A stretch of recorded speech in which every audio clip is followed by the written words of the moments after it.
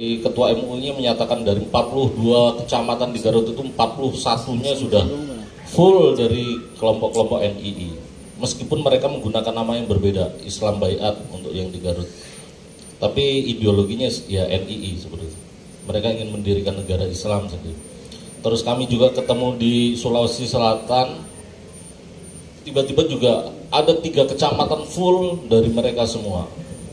Bahasanya memang menggunakan bahasa-bahasa agama, menggunakan syariat-syariat tertentu yang notabene-nya memang terlihat lebih agamis, lebih soleha, lebih soleh, tapi mempunyai ideologi ingin mengubah sesuatu yang ada di Indonesia ini yang menurut mereka salah.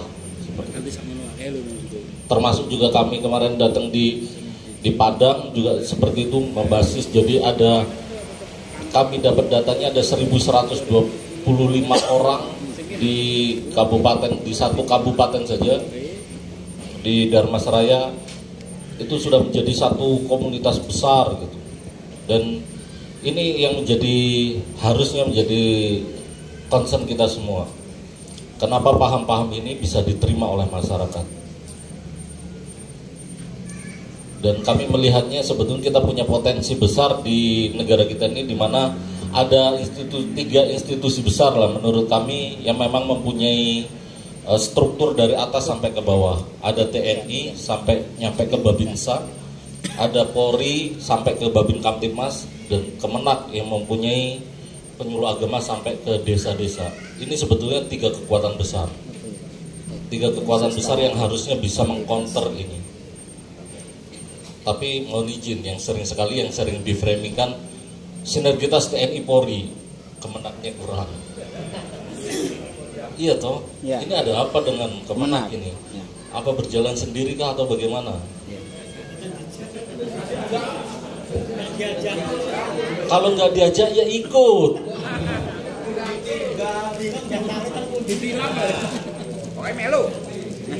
Jadi kalau kita berbicara radikal, oke, kita mulai dari radikal. Radikal itu kan masalah pemikiran, masih pemahaman saja. Ini sering sekali terjadi di masyarakat. TNI Polri-nya minggir terkait dengan ngomongin, oh Pak itu Pak Soleh Pak, mohon izin ya, punya tanda kesolehan di sini dengan jenggotnya, dengan celang cingkrangnya. Itu sudah Pak Polisi, Pak Babinsa itu sudah mundur juga. Ini Pak Soleh Pak, ini segala macamnya. Terkait dengan pemikirannya tidak. Ini Hasan. Nah, mohon izin, yang bisa mendeteksi ini bukan Pak Babinsa Babin Kamtipmas sebetulnya.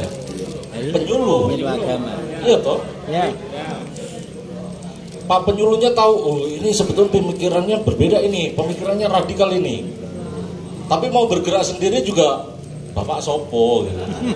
Iya toh?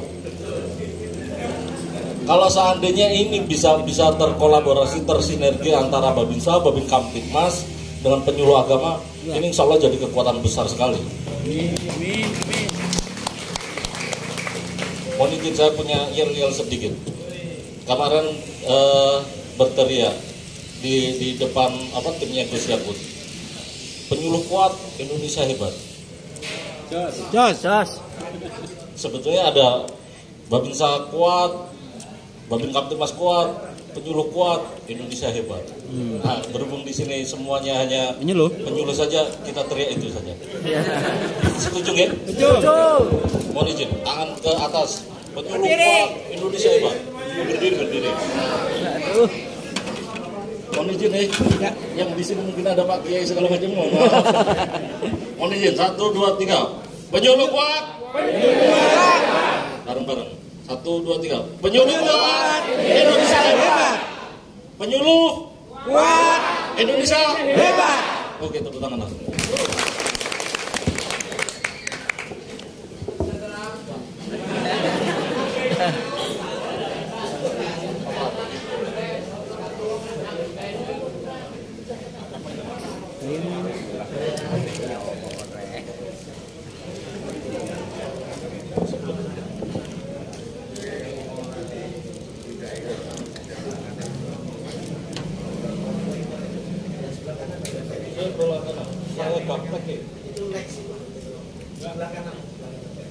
Sebelah kanan.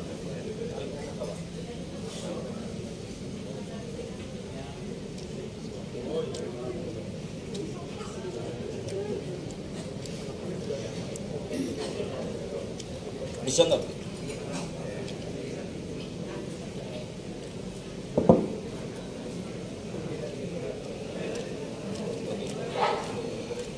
Oke, mohon izin, sedikit mohon izin Pak, kami baca dulu ya acaranya ya. Jadi izin, ini adalah nggak ada suara ya.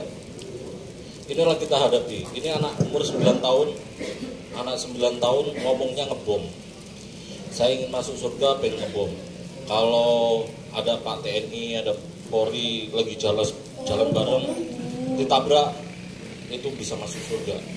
Anak 9 tahun. Kami pikir anak 9 tahun dapatnya dari mana sih? Apakah dia ikut kegiatan-kegiatan kajian-kajian seperti ini? Saya pikir tidak. Ini kemungkinan besarnya adalah dari bisa jadi orang tuanya atau media. Karena ini dia sebetulnya ngobrol dengan kakaknya yang nyouting itu. Takut juga kakaknya. Ternyata segitunya. Terus kemarin ada juga lucunya di Sukoharjo kami ketemu, ada laporan orang tuanya.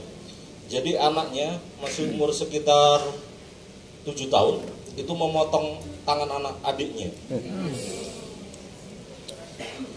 Jadi ibunya teriak-teriak, kenapa kamu memotong adik?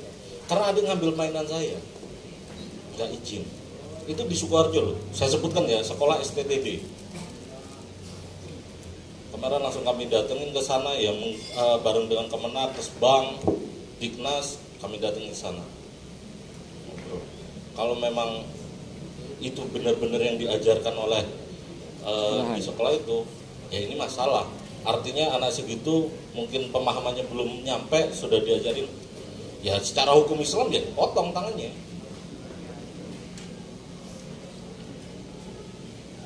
Nah suaranya. Oke. Jenengan tidak dapat rezeki kalau itu, nggak ada suaranya. Ya namanya pendiri itu pasti orang yang putus asa. Sedangkan saya nggak putus asa. Saya hanya mengharap surganya Allah, mengharap 72 bidadari yang telah dijanjikan oleh Allah surganya. Oke, kita berbicara ngomongin anak itu 18 tahun, itu pelaku bom J Marriott. Itu testimoni sebelumnya, 5 hari sebelum dia melakukan itu, anak 18 tahun yang penting dapat surga, dapat 72 bidadari. Motivasi jadi bomber 72 bidadari. Dia tidak berpikir nanti dari tindakan dia ada anak-anak yang jadi yatim, ibu-ibu yang jadi janda, tidak peduli, yang penting dia masuk surga. Dan ini anak 18 tahun, artinya ini bisa jadi adik kita, anak kita, saudara kita. Jadi paham-paham ini menurut kami ini bisa masuk ke siapapun, bisa masuk ke kemanapun. Sudah terbuka. Mohon izin, saya agak grogi nih ngomong dengan bapak-bapak kiai ini. Jadi pakai bahasa ini. Mohon izin, ini Pak Guru bilang kalau upacara bajunya harus dimasukkan dalam celana. Satu orang anak membuka bajunya dan dimasukkan dalam celana. Orangnya ada di sini. Ada ya? Yang telat. Tapi mohon izin, ini benar atau salah?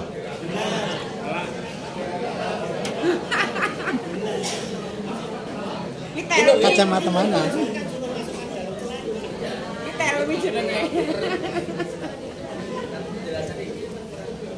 Jadi gurunya yang salah? Gurunya yang salah? Jangan radikal. Salah tafsir nih Pak. Salah tafsir? Penafsiran salah. Gitu ya? Contoh. Tapi mohon izin, ini gambaran anekdot sederhana saja. Tapi mungkin cara beragama kita saat ini, mungkin terutama Islam ya, mungkin ada kelompok-kelompok, bukan mungkin, ada kelompok-kelompok yang berpikirnya seperti itu. Salah tafsir. Seperti itu. Ya contohnya tadi, anak kecil mau potong tangan adiknya, ya memang pemahaman seperti itu, hitam putih. Ini boleh atau nggak boleh? Ini ada dalilnya atau enggak? Kalau enggak berarti salah. Dan ini jadi jargon-jargon luar biasa untuk saat ini. Mohon izin ya, kalau menurut kami ini kan masalah pemahaman dan penafsiran saja. Mungkin ayatnya sama atau informasinya sama, mungkin cara memahami kita saja yang berbeda.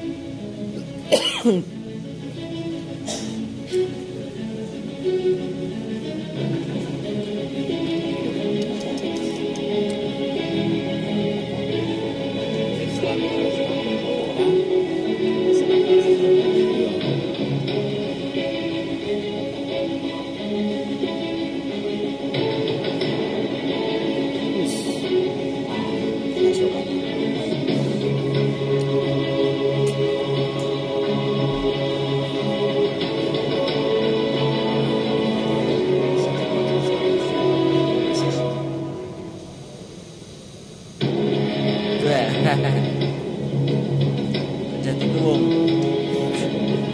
Juga.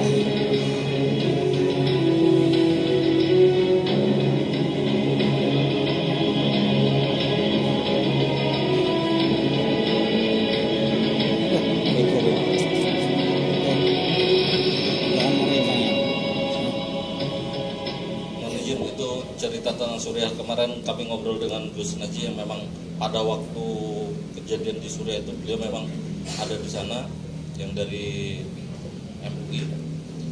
Jadi menceritakan dulu memang 15 tahun yang lalu potensi konflik di Suriah itu hanya 5% saja potensi konfliknya di Suriah.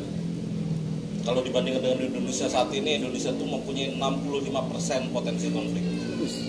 Jadi kalau dibandingkan nggak ada bandingannya sebetulnya. Suriah hanya 5%, Indonesia 65%. Di Suriah itu katanya ya awal-awal masalahnya, awal muasalnya adalah masalah perbedaan pemahaman tadi. Ngomongin perbedaan mungkin khilafiyah fikih segala macamnya.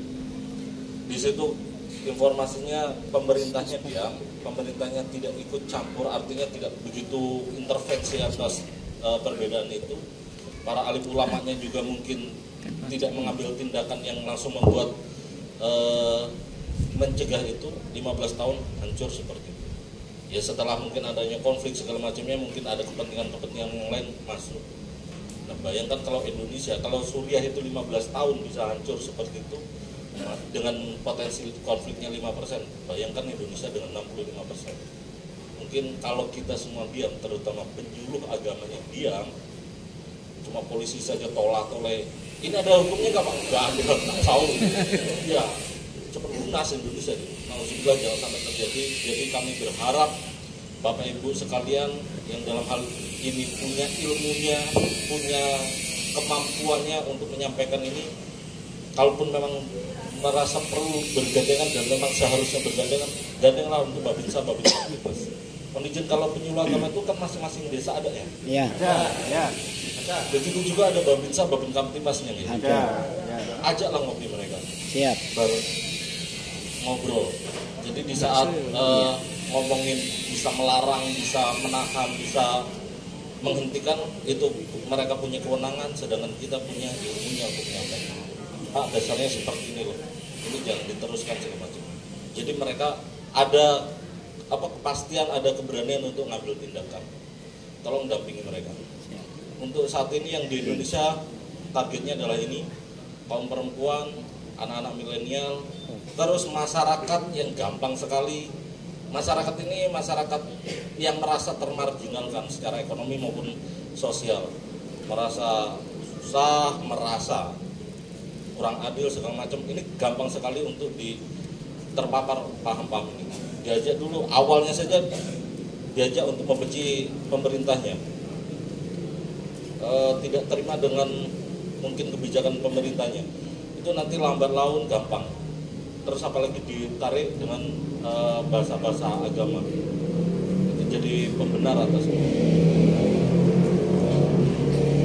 Terbukti memang banyak anak-anak kita, adik-adik kita, dan lumayan juga untuk yang di Solo ini, Solo Raya. Mohon izin kami tanpa mendiskreditkan, tapi framingnya memang begitulah di Indonesia. Jadi kalau kita berbicara terorisme, mungkin sak pulau Indonesia ini di zoom muncullah Jawa Tengah, di zoom lagi Solo Raya. Jadi mohon izin, ini framing yang sudah terlanjur ada. Ya, sebenarnya nggak juga, tapi memang banyak juga dari sini. Kemarin kami ketemu di Poso itu petolan-petolannya dari mana Pak? Wah, dari Karanganyar, lumayan juga. Yes. Dan untuk 2 tahun terakhir ini pelakunya banyak perempuan. Menizin mungkin ibu-ibu mungkin di saat memberikan pemahaman atau memberikan kajian-kajian di ibu-ibu majelis taklim mungkin bisa lebih ditekankan karena perempuan itu dinilai rentan secara emosional, tapi kalau sudah terpapar paling militan. Dan sekarang pelakunya banyak perempuan itu ataupun laki-laki yang melakukan itu karena dorongan perempuan. Monijin ini yang kami dapatkan fenomenanya, mereka banyak yang sudah melakukan pembinaan di Nusa Kambangan maupun di lapas, itu keluar mereka sudah hijau, tapi balik ke istrinya nggak mau. Kebanyakan istrinya yang lebih keras. Dan ini memang benar terjadi di Indonesia itu ada, bukan hanya framing saja. Nah, izin kalau kita berbicara masalah terorisme tidak langsung orang bangun tidur langsung jadi ingin ngebom, ingin membunuh segala macam, tidak mungkin terjadi begitu. Diawali dari intoleran dan radikal. Meskipun di terminologi presiden tidak menggunakan intoleran dan radikal, tapi menggunakan ekstremisme ya. Tapi kami masih membuat rincian itu dari intoleran ke radikal. Jadi ini dari bahasa kami, bahasa hukum. Segitu sederhananya kami memaknai intoleran itu seperti apa. Yang penting nggak menghina, lu nggak ngejek, lu nggak membuli, nggak menistakan segala macamnya, itu sudah cukup. Jadi sesimpel itu sebetulnya. Nah, lebih baiknya kalau mungkin didalamkan dengan keilmuan kita, ilmuwan dari para penyuluh. Kalau dari sisi hukum itu terserah lu pemahamannya apa, lu gunakan cara seperti apa, selama tidak menghina, tidak melarang, tidak mencampuri cara beribadah orang lain, itu sudah cukup. Begitu juga dengan radikal. Radikal kami terjemahkan, radikal itu pemikiran atau keinginan untuk mengubah sesuatu yang sudah berjalan di situ, yang sudah diterima oleh masyarakat di situ, sudah mungkin turun-temurun di situ. Ini ada satu kelompok atau seseorang datang ingin mengubah dengan versinya dia. Itulah tindakan-tindakan radikal. Terkait dengan radikal ke negara, artinya pelecehan pada simbol negara, penistaan 4 pilar, tidak mengakui kebinekaan, tidak mengakui adanya Indonesia. Bahkan ada kelompok yang memang mengkafirkan, mentogutkan Indonesia karena masih menggunakan undang-undang yang tidak merujuk pada kitab suci tertentu. Jadi dianggap kita ini kafir karena masih menggunakan hukum atau berdasarkan Pancasila atau undang-undang dasar yang notabene-nya menurut mereka itu adalah buatan manusia. Tidak sepantasnya kita berhukum pada buatan manusia. Balik lagi pada penafsiran tadi gitu. Sedangkan terorisme itu memang sudah tindakan untuk mengancam eksistensi negara. Itu tadi mungkin yang jadi masalah kami adalah di saat itu masih jadi pemikiran itu belum bisa dilakukan tindakan hukum. Masih berpikiran bahwa ya Pancasila itu adalah berhala segala macamnya. Di saat masih menjadi ucapan, menjadi pemikiran segala macamnya, jadi bahan obrolan mereka, sekelompok mereka. Itu dari hukum, penegakan hukum belum ada nilai tindakan pidananya, jadi belum bisa dilakukan. Pak itu kan ngomongnya sembarangan, itu kenapa nggak ditangkap oleh polisi segala macamnya. Memang kita masih terkendala hukumnya, tidak bisa menindak orang yang masih berpikiran, itu nggak boleh kan. Kalau sudah terjadi kegiatannya, perbuatannya, baru bisa dilakukan tindakan hukum. Nah, sebetulnya dari mulai intoleran dan radikal ini kan sebetulnya masih bisa kita ngobrolin. Banyak contohnya kami melakukan pembinaan di lapas. Mereka yang para pelaku teror itu sebetulnya tidak militan banget sih. Tidak militan sekali. Sekali 2 kali kita datengin, sampai 5 kali ngaku-ngaku, iya benar juga ya Pak. Selama ini yang kami pikirkan hanya begini. Ternyata cara menafsirkannya begini, berbeda. Itu ternyata gampang sekali menurut kami ya. Ada beberapa orang dari 10 yang kami lakukan pembinaan, paling tidak 9 orangnya itu bisa cepat, nggak nyampe 1 tahun mereka sudah ditinjau kembali. Artinya ini masalah pemahaman saja. Dan kebanyakan para pelaku teror itu sebenarnya juga kemampuannya juga nggak banyak-banyak amat, karena mereka didoktrin tiap hari diomongin itu terus, jadi mereka terdoktrin, taunya begitu. Tapi setelah dapat informasi yang berbeda-beda, mereka akhirnya bisa menerima kok. Dan kalau seandainya ini tidak harus melakukan ditangkap dulu baru dibina, artinya masih di masyarakat sudah kelihatan begini, kita datangin bareng-bareng, yuk lu menerjemahkannya seperti apa, kalau menerjemahkannya seperti ini bagaimana, mungkin itu jauh lebih efektif ketimbang kita harus nangkep terus. Karena kalau sudah ditangkap itu banyak efeknya, Pak. Dari negara juga jadi beban juga. Terus izin, ini adalah doktrin-doktrin atau selama ini para pelaku teror menganggap ini adalah kebenaran. Jadi bom bunuh diri ada sebuah keistimewaan sangat. Dan bahasa-bahasa ini kan pasti kami tidak tahu. Dari kepolisian pasti kami nggak paham. Jadi yang paham mungkin Bapak Ibu sekalian yang dari Kemenak, memang yang punya latar belakang keilmuan seperti ini. Ini narasi-narasi yang sering mereka ucapkan di media. Di media kita 65% konten-konten itu radikal dan teror. Belum lagi ngomongin intoleran.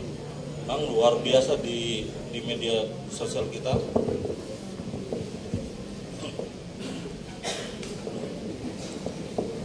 Jadi artinya kami di sini, kenapa Densus harus membuka diri, harus menunjukkan diri? Mungkin Bapak Ibu sekalian selama ini tidak tahu Densus seperti apa. Juga mungkin baru kali juga di sini saya ngaku Densus gitu. Saya ngaku Densus, jangan-jangan KW lagi kan. Karena ini memang menurut kami ini penting sekali, ini perlu sekali. Jadi kalau kita berbicara radikal dan teror itu bukan hanya urusannya polisi, bukan urusannya Densus. Ini urusannya kita bersama. Mereka besar, mereka ada, itu karena kita mungkin yang memberikan kelonggaran. Selama ini mungkin mereka ada di sekitar kita, tapi kita tidak tahu harus bagaimana. Ya, semestinya kita kalau kita tidak bisa melakukan secara langsung, ya kita ajak yang lain bisa ikut. Yang saat ini kami lakukan mencoba untuk mensinergikan, ditambah lagi dari Babinsa, Babin Kamtibmas, penyuluh agama, dan kepala desanya.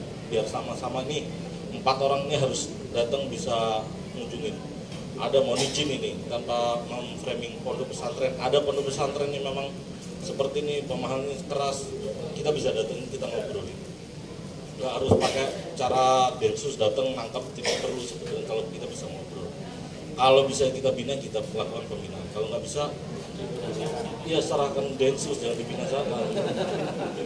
Jadi ini narasi-narasi yang mereka selalu sampaikan di media. Mohon izin mungkin Bapak Ibu sekalian, kalau memang punya media, juga ikutlah memberikan counter, ikutlah memberikan pencerahan. Itu jangan dibiarkan. Ini kan kebiasaan ini, mohon izin. Kalau di Jawa ini kan gitu aja, yang waras ngalah lah, yang waras ngalah. Nah sekarang yang waras benar-benar kalah. Jadi mereka ada karena kita mungkin dia.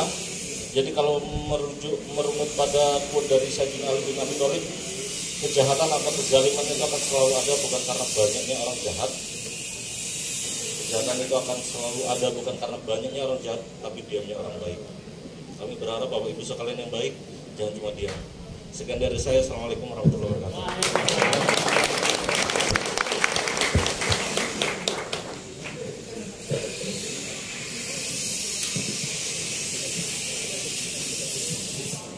Wonten ingkang badhe tanglet, monggo dibuka pertanyaan nggih dan nggih supaya nanti lebih monggo nggih. Selamat. Assalamualaikum warahmatullahi wabarakatuh. Ingkang waktu saja, mungkin kita semuanya sudah clear, sudah oke kalau kita tetap menjaga keutuhan NKRI secara bersama-sama.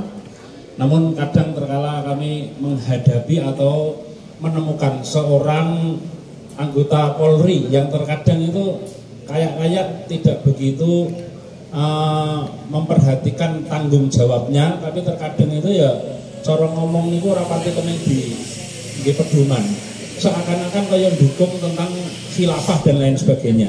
Ini mohon penjelasan bagaimana, walaupun kemarin kami juga sudah sempat menemukan beliau itu sempat dimutasi dari tugasnya gitu. Terima kasih. Assalamualaikum warahmatullahi wabarakatuh. Satu lagi.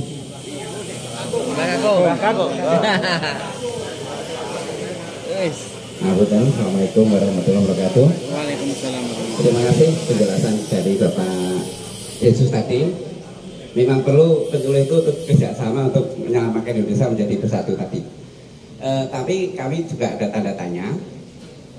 Maaf, kalau bisa, kalau ada orang yang indikasinya semacam itu, kok kayak semacam itu, bisa dikasih surat peringatan dulu atau kerjasama dengan yang sudah dengan penyuluh biar dibimbing setempat dulu.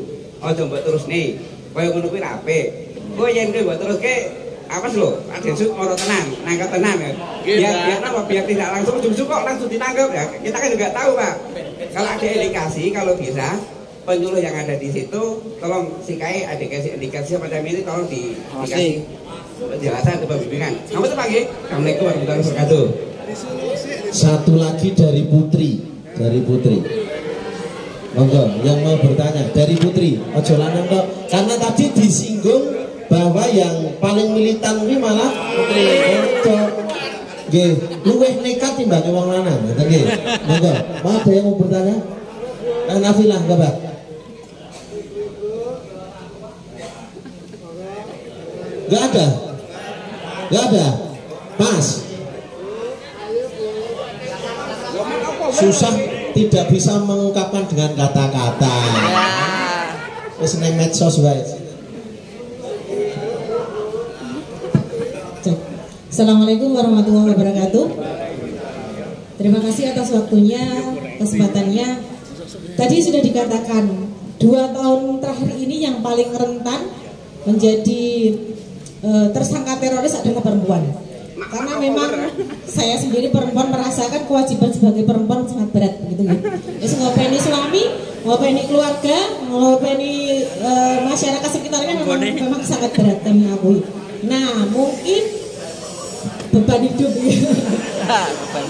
tingkat emosi perempuan memang naik turun begitu ya Pak. Apalagi saat memang mungkin kondisi ekonomi, terus memang kita banyak pekerjaan menjadi tanggung jawab kita, mungkin kita juga wanita karir dan sebagainya, mungkin itu salah satu pemicunya. Nah, untuk hal tersebut kami mohon dari pihak pemerintah, dari kementerian juga, dari Kemenak mungkin memberikan solusi untuk ibu-ibu agar menjembatani agar mereka tetap menstabilkan kondisi emosinya. Nah, itu bagaimana? Itu mohon solusinya dari Densus 88 juga, solusi untuk ibu-ibu ini agar tetap waras. Istilahnya yang seperti itu. Mungkin itu saja dari saya Pak. Terima kasih. Wassalamualaikum warahmatullahi wabarakatuh. Waalaikumsalam. Baik, sementara 3 rumiyin nggih. Monggo dan dipun jawab, dipun ajengaken.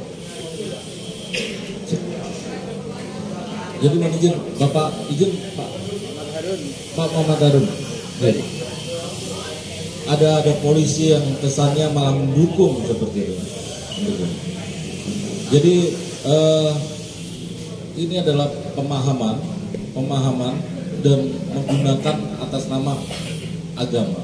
Jadi masalah keyakinan. Jadi kelihatannya memang benar, Ya mungkin mereka benar, tapi yang jelas seperti itulah. Jadi bukan hanya polisi, semua instansi di Indonesia ini sudah kayaknya kemasukan semua. Bahkan kemarin datanya ada 10% atau 7% di polisi itu sudah itu. Karena mereka memang menggunakan bahasa-bahasa yang lebih islami. Ada polisi cinta sunnah, mungkin jenengan dengar itu. Polisi cinta sunnah atau pejuang subuh, pejuang tahajud, kan indah-indah ya. Tapi di situ mereka diajarin, digodok. Mungkin awal-awalnya mungkin 3 bulan sampai 5 bulan mereka baik seperti itu. Tapi lama-lama nanti ngomong ini nih, harus sistem yang harus diubah nih, Jadi kalaupun ada polisi yang memang terpapar, memang ada. Karena memang mereka juga tidak tahu apakah itu memang mereka terpapar. Karena mereka maksudnya mohon izin ini. Kemarin ada luar biasanya. Jadi ada polisi pakai narkoba tukang mabuk segala macamnya. Dia ditangkap lah, terus sampai dilakukan pembinaan segala macamnya. Dapatlah itu. Jadi yang tadinya pakai narkoba, peminum segala macamnya, dilakukan pembinaan di propam sendiri, tiba-tiba keluar jadi solehnya nauzubillah, langsung soleh sekali dia. Oh, ini. 3 bulan kemudian dia keluar dari polisi dan mengkafirkan polisi. Ini duitnya tidak halal ini. Kan kami jadi kaget. Tadinya dia peminum di komandan, tiba-tiba barusan 3 bulan sudah langsung mengkafirkan orang gitu. Jadi memang ada seperti itu. Itu kemarin di Tangerang muncul orang yang langsung keluar dari polisi menyatakan bahwa polisi itu kafir. Jadi memang seperti itu adanya. Jadi kami juga mulai bersih-bersih. Kemarin ada 4 Kapolres yang dipanggil ke Mabes Polri terkait dengan keikutan dia aktif menjalankan cara tertentu dan mengklaim itu sebuah kebenaran mutlak, yang lainnya salah. Ada 4 Kapolres yang kemarin langsung dicopot dan dilakukan pembinaan di Mabes. Jadi seperti itu Pak. Jadi izin ini bukan masalah siapa dan bagaimananya, tapi ini bisa semuanya kena, bisa tanpa disadari juga kena. Ini intinya adalah yuk kita sama-sama bareng-bareng, sama-sama mendeteksi, bisa mengoreksi dan sama-sama mewaspadai ini. Jangan sampai ini tiba-tiba kita sadar ini sudah besar seperti itu. Terkait dengan Pak Kiai tadi, mohon izin Pak Kiai. Selamat. Solo maju. Kita maju.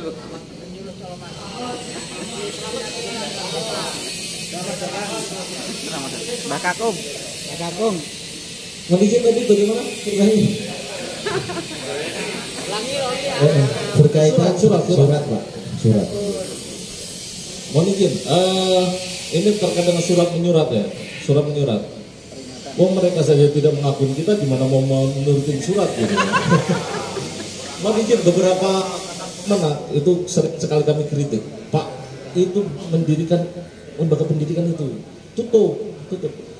Dicabut saja surat izinnya. Gimana kita cabut? Mereka juga berizin gitu. Jadi memang ini masalah bareng. Di Indonesia itu paling gampang itu mendirikan lembaga pendidikan, dilabelin tertentu sudah jadi. Tidak harus ngotot-ngotot ngurus-ngurus segala macam, ada saja muridnya gitu. Jadi kalau memang surat menyurat, kami sudah pernah melakukan itu dan memang kurang efektif. Jadi yang paling efektif seperti ini, mohon izin. Beberapa yang kami lakukan kemarin di Lampung. Jadi dari masyarakatnya, perlunya kita menguatkan juga masyarakat sekitaran. Pertama biar masyarakat tidak terpapar, kedua juga masyarakat punya imun sendiri. Kalaupun mereka ada di situ, dengan sendirinya nanti masyarakat bisa tidak menerima hingga mereka akhirnya tidak tahan sendiri di situ, ya alhamdulillah mereka bisa kembali. Kalaupun tidak, ya mereka akan pergi dari situ. Jadi harapannya seperti itu Pak. Jadi kalau mungkin secara administrasi ya mungkin perlu juga kita gunakan, tapi kayaknya lebih efektif kalau masyarakat sendiri yang bergerak. Mohon izin, kemarin ada ustadz yang getol sekali membawakan khilafah, datang ke sebuah tempat, rekan-rekan banser nih langsung bikin ini segala macamnya. Ya alhamdulillah mereka tidak jadi, didukung oleh masyarakatnya, didukung dari kepolisiannya. Kalau ustadznya menyampaikan yang baik, ya monggo kita terima. Tapi kalau ngomongin jualan ini, ya tidak kami terima di sini. Ya akhirnya mereka kembali. Itu harapannya seperti itu. Jadi masyarakat kita bisa imun sendiri loh. Kalau mereka membuat lembaga pendidikan dan memang anak-anak kita juga tidak kita sekolah di sana, kan rata-rata mereka akan tutup dengan sendirinya kalau memang tidak ada muridnya gitu. Harapannya seperti itu Bapak. Mungkin cara yang nanti lebih hard, perlu dilakukan tindakan, ya mungkin kita lakukan tindakan seperti itu. Terus Ibu tadi masalah perempuan, ya saya tidak tahu Bu. Tapi seringnya begini, seringnya kalau di media sosial kami lihat itu adanya sedikit saja perubahan atau kebijakan dari pemerintah. Contohnya BBM naik, yang paling ribet ibu-ibu. sembako naik, ibu-ibu teriak. Nah, ini gara-gara langsung lah disampaikan, diprovokasi seperti itu. Kenapa sembako naik ini? Ini karena presidennya ini. Oh iya ya. Dan di media sosial ini mereka memang beneran belajar. Jadi kami kemarin akhir tahun lalu kami melakukan tindakan hukum dengan ibu-ibu nih. Ibu-ibu yang menjadi cyber army-nya mereka. Jadi dari pengakuan beliau itu dia mengelola akun sekitar 50 akun untuk menyebarkan itu. Jadi meskipun yang sudah dilakukan oleh pemerintah yang kami lakukan dari tim cyber kami itu tiap bulannya tidak kurang dari 2000 akun kami take down, itu juga ada habis-habisnya karena satu orang bisa 50 akun menyebarkan itu. Ya mungkin awalnya kita tidak percaya, ya mungkin secara psikologis kita kan kalau dapat kabar satu mungkin mungkin kalau kedua, 3, 4, 5 kali kok kabarnya sama, kita akan jadi merasa benar juga ya. Ini memang mereka pelajarin seperti itu. Jadi mereka membasisnya di media luar biasa. Harapannya kita juga ikut juga di media untuk bisa memberikan pemahaman dan penerangan gitu. Jangan mohon izin, ini punya satu akun, punya media sosial satu, bukanya cuma pas lebaran saja, selamat Idul Fitri ya. Sedangkan mereka tiap harinya ngirim terus, ya kalah gitu. Mohon izin itu Ibu, jadi untuk menguatkan itu kayaknya kalau Ibu kebutuhan dapurnya sudah dicukupin, kayaknya nggak radikal sih. Tapi mohon izin, ada juga kejadian yang dari yang kemarin bawa senjata mainan masuk ke Mabes Polri, itu umur 25 atau 26 ya. Dia kuliah DO, dia itu luar biasanya. Ya ini dia padahal cuma dari YouTube dengan Facebook saja, dia tidak pernah di baiat langsung oleh ISIS, dia tidak pernah dapat kajian langsung oleh ISIS, dia hanya belajar dari media sosial, dari Facebook dengan YouTube saja. 6 bulan dia berani nekat bawa senjata mainan masuk ke Mabes Polri. Itu awalnya dia hanya masalah putus cinta, terus kuliahnya jadi males, DO segala macamnya, sudah mencari pembenaran itu. Ternyata di dunia ini hanya sementara, tujuan kita akhirat yang nyata, surga tujuannya. Ya sudah, daripada tunggu sampai 60 tahun, ini aja ke jalur cepat masuk, sehingga dia nekat masuk ke Mabes Polri hanya menggunakan senjata mainan. Awalnya sih jatuh cinta seperti itu. Mungkin itu banyaklah mungkin masalah yang dihadapi perempuan kenapa jadi lebih militan. Mungkin sekian kurang lebihnya, cukup ya.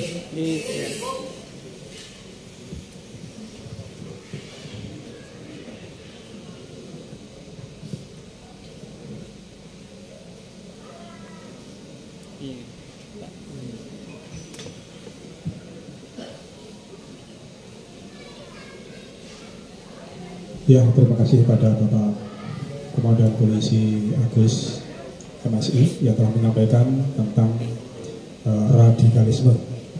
Tentunya bagi para pemirsa semuanya sudah paham tentang radikalisme itu bagaimana, dan tindakan kita bagaimana, tadi semuanya sudah disampaikan. Baik, sebelum kita masuk yang materi selanjutnya, kita kasih aplaus dulu kepada Komandan Agus. Ya, selanjutnya